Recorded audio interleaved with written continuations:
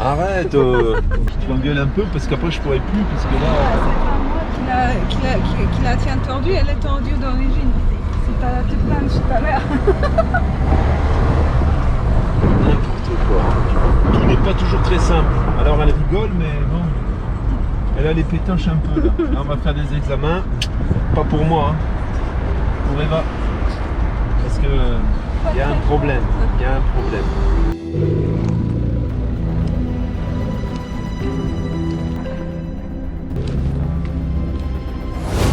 C'est le laboratoire ?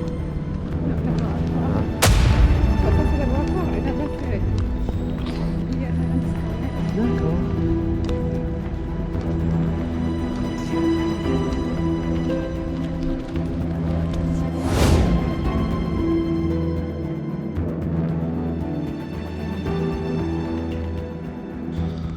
Voilà ce que j'emmène ce matin au sud de Paris, à son nouveau propriétaire. Nous voilà partis pour quelques heures de route, hein, puisqu'on a 525 km pour étendre. Je vais m'arrêter et quand même boire un café. Je pense que j'y serai début d'après-midi, 14h30 à mon avis, 15h peut-être. Joël, l'abonné de notre grande famille qui a acheté ce véhicule, va me conduire jusqu'à Orly. Normalement, j'ai un avion, en espérant que tout se passe bien. Tout devient incertain maintenant. Avant, tout était planifié et ok. Aujourd'hui, on n'est plus sûr de rien. Donc, normalement, je dois prendre un avion à Paris-Orly, où Eva m'attendra ce soir vers 22h50, je crois.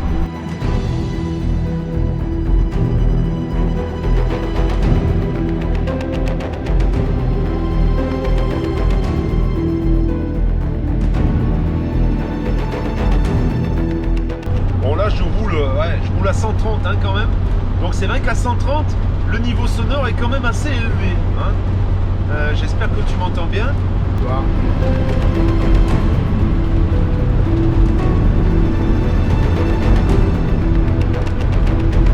Ouais. Roule à check comme elle dirait Eva. Toi t'es un roule à check. Un roule à check c'est quelqu'un qui roule beaucoup. Hein. Je sais pas si c'est vraiment... c'est un franco-polonais le mot je pense. D'invention purement inventée, Eva.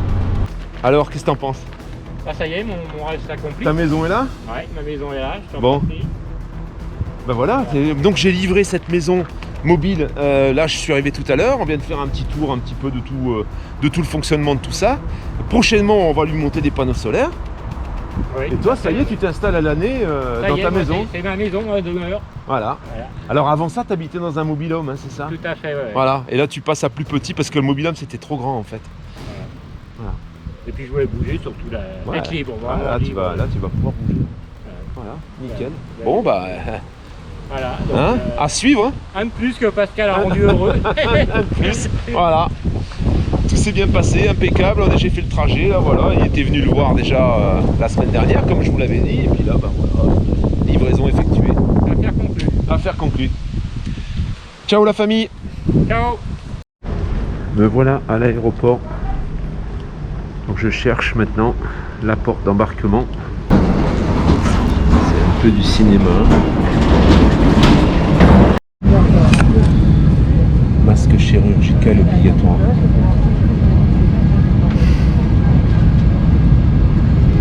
Masque tissu interdit.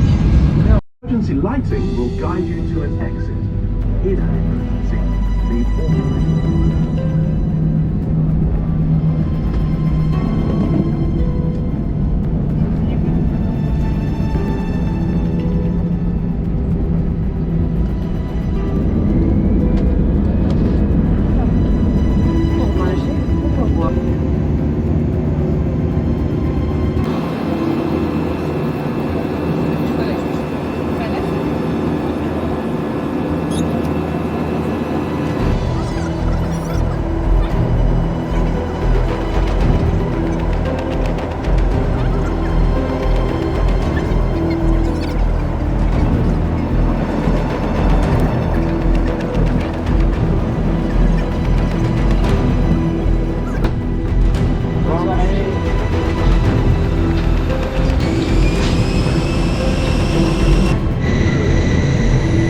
Ça y est, ma chatounette m'a récupéré à la sortie de l'avion. Me revoilà en Suisse française.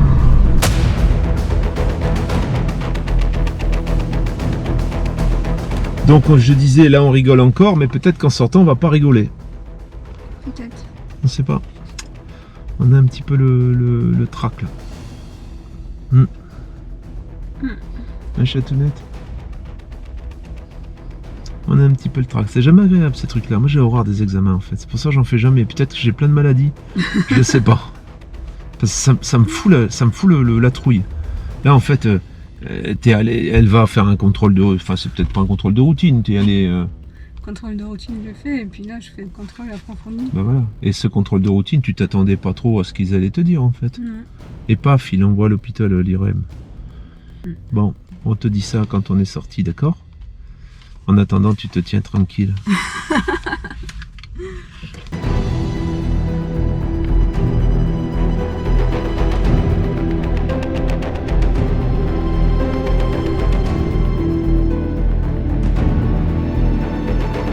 Pleurer, chatounette. Ouais, Elle sort de l'hôpital, elle a envie de pleurer. Là, j'ai envie de pleurer de bonheur. Oui. Eh ben, on aura eu chaud. Parce que là, c'était un peu la catastrophe là. Elle se demandait même si elle n'allait pas aller en Belgique pour se faire piquer, en fait, comme les petits chiens. On a eu très très peur. Contre, ils ont trouvé ma chatounette de partout. Hein. Mon trou est de partout. Voilà. Les peines de fuite maintenant. Voilà. Maintenant, on peut dire, alors en fait, ma gynéco soupçonnait cancer de l'utérus. Voilà, cancer de l'utérus. Mais finalement, non. Fausse alerte. Ouais. Mais on a eu chaud quand même. Hein. On était quasiment sûr. Hein. On allait pour confirmation, là, on va dire. On allait pour confirmation, on l'amenait pas large. On blaguait, mais faisait un peu la culotte quand même. Hein. Mais on a un deuxième, il y a un deuxième examen quand même. Là, bon. Dans 2 semaines. Dans 2 semaines, voilà. Ouais. Ah, c'est moi qui conduis.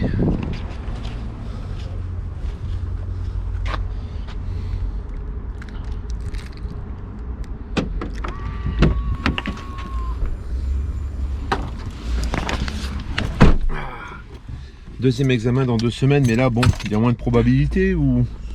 Qu'est-ce que Ouais, t'en penses? Je préfère pas me prononcer.